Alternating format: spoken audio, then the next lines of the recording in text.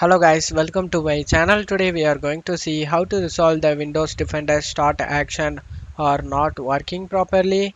So you are attempting to remedy or clean a potential virus or malware infection on your computer, and the button to actually go ahead and remedy the problem does not seems to be working properly. In this video, hopefully resolve it.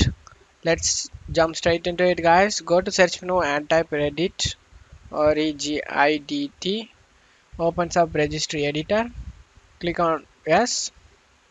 And now in the registry editor, you just need to expand the H key local machine. And now expand the software. And now expand the policy. And expand the Microsoft. And expand the Windows Defender. Click on it.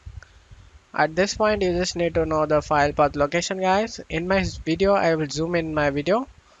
You just need to check it out, the file path location. After checking it, on right side, if you see any values named as disable anti-spyware, you just want to right click on the value and select delete it, guys. If you see disable antivirus spyware in here listed over here, you just need to right click on it and delete it, guys. After deleting it, you just need to go back, and for changes take effect, you go ahead and restart your PC.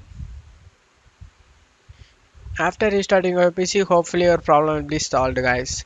In case if you still having a problem, then you just need to go to search menu and type cmd, click run as administrator and select yes, guys. Now you just need to check my video description for this command used in my video.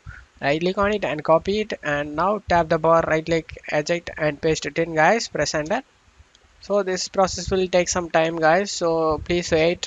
This verification 1% need to get 100%, guys, so wait for it until this get 100% done. After finishing this verification 100% complete, guys, you go ahead and copy the second command, and you just need to tap the bar, right click, eject and paste it in, guys. Press enter. So this will also take some time to finish it, guys. This verification also need to get 100%, guys, so wait for it until this done.